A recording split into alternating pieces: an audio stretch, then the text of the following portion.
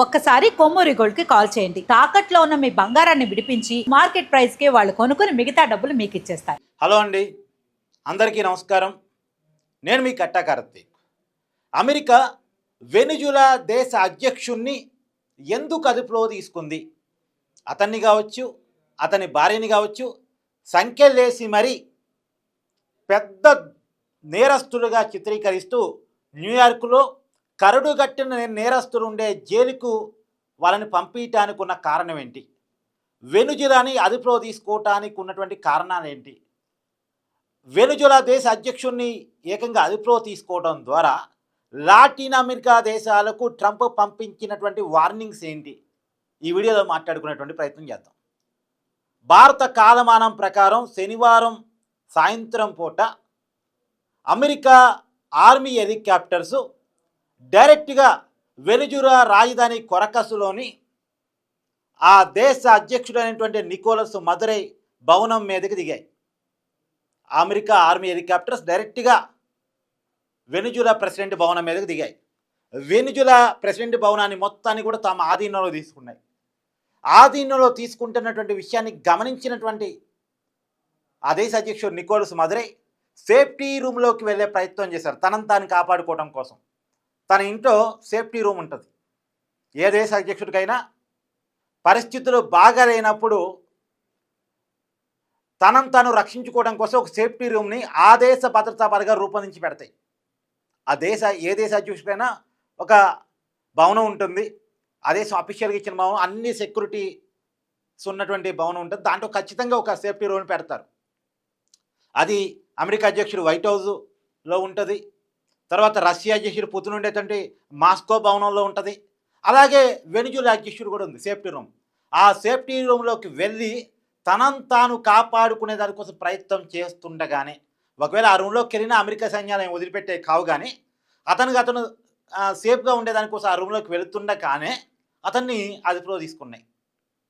అవసరమైతే చంపేయటానికి కూడా వెనకాడిపోయే వాళ్ళం కాదు అని చెప్పేసి అమెరికా చెప్తుంది.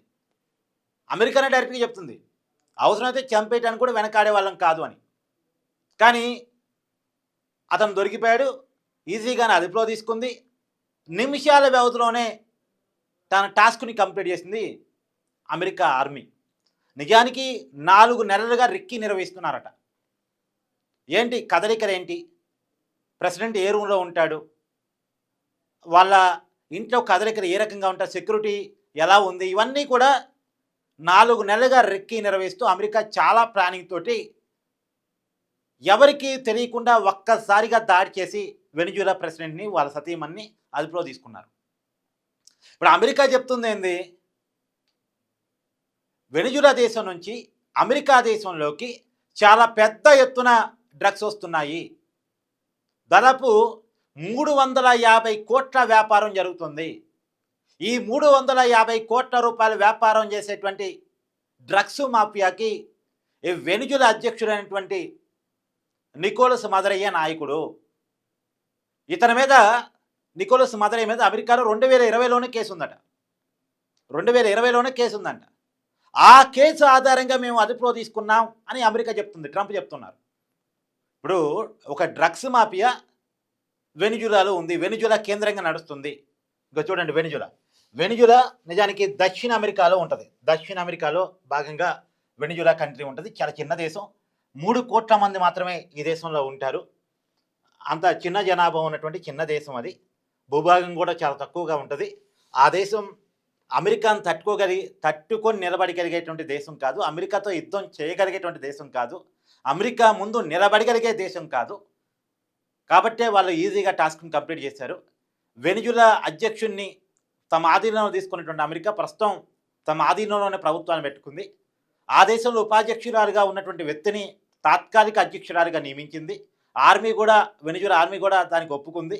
ఈవెందో వెనిజులా సుప్రీంకోర్టు కూడా దానికి అంగీకారం తెలిపింది. సో అంటే అమెరికా ఒక్కసారి అడిగిపెట్టిన తర్వాత అవతల వాళ్ళకి ఆప్షన్స్ ఉండవు. ఇప్పుడు అమెరికా చెప్తుంది ఏంటంటే వెనిజులా నుంచి డ్రగ్స్ మాఫియా నడుస్తుంది కాబట్టి మేము ఆ దేశం మీద దాడి చేయాల్సి వచ్చింది. ఆ డ్రగ్స్ మాఫియాకి లీడర్గా ఆ దేశ అధ్యక్షుడే ఉన్నాడు కాబట్టి అతను అదుపులో తీసుకున్నాం అనేది చెప్తుంది. కాకపోతే ఇక్కడ చాలా దేశాలు చేస్తున్నటువంటి ఆరోపణ ఏంటి అంటే వెనిజులాలో చమురు నిల్వలు చాలా ఎక్కువగా ఉన్నాయి. గతంలో ఈ చమురు వ్యాపారాన్ని అమెరికా సంస్థలే చేస్తుండే. కానీ వెనిజులాలో ఎప్పుడైతే సోషలిస్ట్ ప్రభుత్వం వచ్చిందో, కమ్యూనిస్ట్ ప్రభుత్వం వచ్చిందో, అక్కడ ఉన్నటువంటి చమురు సంస్థలన్నీ కూడా జాతీకరణ చేయబడ్డాయి. అంటే ప్రభుత్వం చేతిలోకి వెళ్ళిపోయాయి. మొత్తం కూడా జాతీకరణ జరిగింది, చమురు మొత్తం కూడా. ఇక ప్రైవేట్ సంస్థల ఆధిపత్యం లేదు, అమెరికా సంస్థల వ్యాపారం లేదు. దీనివల్ల అమెరికాకి చాలా పెద్ద ఎత్తున ఆర్థిక పరమైనటువంటి ఇబ్బంది కలిగింది. అమెరికా ఏం కోరుకుంటుంది? ప్రపంచంలో ఏ వనరు మీదైనా సరే తన ఆధిపత్యం కావాలనుకుంటుంది, తన వ్యాపారం చేయాలనుకుంటుంది. కానీ దానికి అమెరికా పక్కనే ఉన్నటువంటి వెనిజులా ఛాలెంజ్గా మారింది. మొత్తం జాతీకరణ చేసుకుంది. కమ్యూనిస్ట్ ప్రభుత్వం, సోషలిస్ట్ ప్రభుత్వం ఏర్పడిన తర్వాత.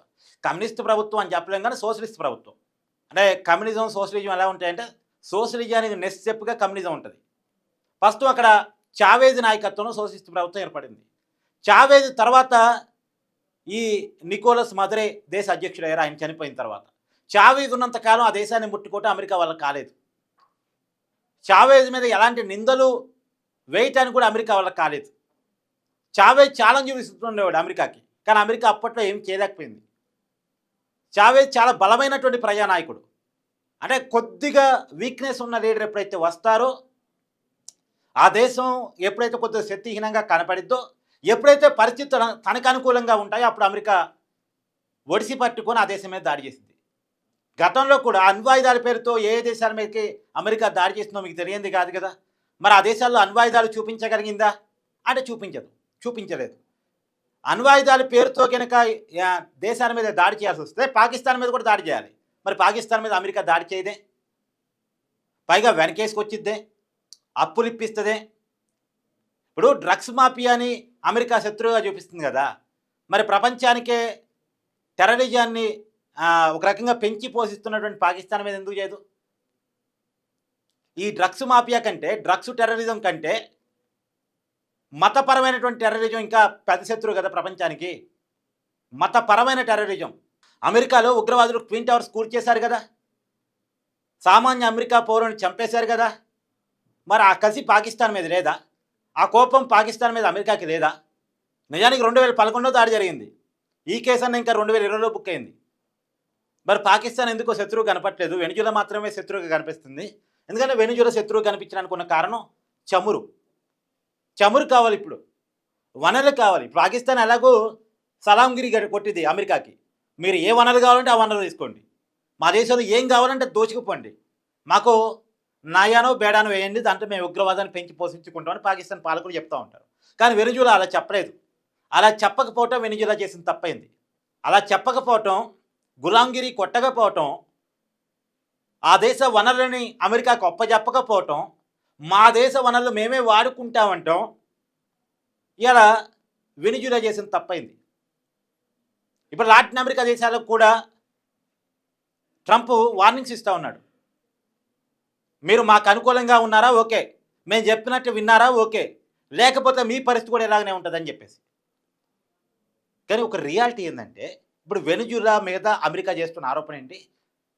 డ్రగ్స్ కదా. నిజానికి వెనిజులాలో డ్రగ్స్ మ్యానుఫ్యాక్చరింగ్, ప్రాసెసింగ్ తక్కువ. అవి ఇతర దక్షిణ అమెరికా దేశాల్లో ఉన్నాయి తప్ప, కొలంబియా లాంటి దేశాల్లో ఉన్నాయి తప్ప, వెనిజులాలో డ్రగ్స్ ప్రొడక్షన్ కానీ ప్రాసెసింగ్ కానీ తక్కువ. ఇది అమెరికా మీడియానే ప్రొజెక్ట్ చేస్తుంది, మళ్ళీ వేరే మీడియా కాదు, అమెరికా మీడియానే చెప్తుంది. వెనిజులా మీద అమెరికా చేస్తున్నటువంటి ఆరోపణని, అమెరికా అధ్యక్షుడిగా ట్రంప్ చేస్తున్నటువంటి ఆరోపణని కొంత అమెరికా మీడియానే కొంత ఖండిస్తూ ఉంది. నిన్న అమెరికాలో ఉన్నటువంటి ఒక ప్రజాప్రతినిధి మాట్లాడుతూ, ఇవాళ మనం వెనిజులా అధ్యక్షుడిని అదుపులో తీసుకున్నాం సరే, రేపు చైనానో రష్యానో, ఇప్పుడు చైనా తైవాన్ ప్రెసిడెంట్ని అదుపులో తీసుకుని ఎంతసేపు చెప్పండి? చైనాకున్న బలానికి తైవాన్ ప్రెసిడెంట్ని ఇలాగే ఆధీనంలో తీసుకుని ఎంతసేపు? మంచి చెడు అనేది మర్చిపోతే రష్యా ప్రెసిడెంట్కి జెలెన్స్కీని అదుపులో తీసుకోవడం ఎంతసేపు? రష్యా ఉక్రెయిన్ మధ్య ఇన్నాళ్ళు పోరాటం జరుగుతుంది కదా. ఏదో అమెరికా యూరప్ అండదండలను బట్టి ఉక్రెయిన్ ఎంతగానో పోరాటం చేయగలుగుతుంది. కానీ ఉక్రెయిన్ ప్రెసిడెంట్ని తన ఆధీనంలో తీసుకోవడం రష్యాకి ఎంతసేపు? ఇప్పుడు రేపు రష్యా జెలెన్స్కీని, ఉక్రెయిన్ ప్రెసిడెంట్ని ఇట్నే ఆధీనంలో తీసుకుంటే తైవాన్ అధ్యక్షుడిని చైనా ఇలాగే ఆధీనం తీసుకుంటే అమెరికా సపోర్ట్ చేసిద్దా? ఇది ఎవరు ప్రశ్నిస్తున్నారు? అమెరికాలో ఉన్న ఒక ప్రజాప్రతినిధి ప్రశ్నించాడు. అమెరికాలో ఉన్న ఒక ప్రజాప్రతినిధి ప్రశ్నించాడు. సో వెనిజులా అధ్యక్షుడిని అమెరికా అదుపులో తీసుకోవటం మీద, అమెరికా చేస్తున్నటువంటి ఈ సైనిక చర్యల మీద మీ అభిప్రాయాన్ని కూడా కామెంట్ రూపంలో తెలియజేయండి. ఎందుకంటే అమెరికా గతంలో ఆఫ్ఘనిస్తాన్ మీద దాడి చేసింది అణ్వాయుధాల పేరుతో. ఇలా ఆఫ్ఘనిస్తాన్ ఎవరి చేతిలో ఉంది? తాలిబాన్ చేతిలో ఉంది. ఏ ఉగ్రవాదుల పేరు చెప్పి, ఏ అణ్వాయుధాల పేరు చెప్పి ఒకప్పుడు ఆఫ్ఘనిస్తాన్ మీద అమెరికా దాడి చేసిందో, ఇవాళ ఆఫ్ఘనిస్తాన్ మళ్ళీ ఎవరి చేతుల్లోకి వెళ్ళిపోయింది? తాలిబాన్ చేతిలోకి వెళ్ళిపోయింది. మరి అలా ఎందుకు వదిలేశారు? అలా ఎందుకు వదిలేశారు? సో నిజంగా మాట్లాడుకోవాలంటే చాలా ఇబ్బందిగా ఉంటుంది. సో మీ అభిప్రాయాన్ని కూడా కామెంట్ రూపంలో తెలియజేయండి. Thank you.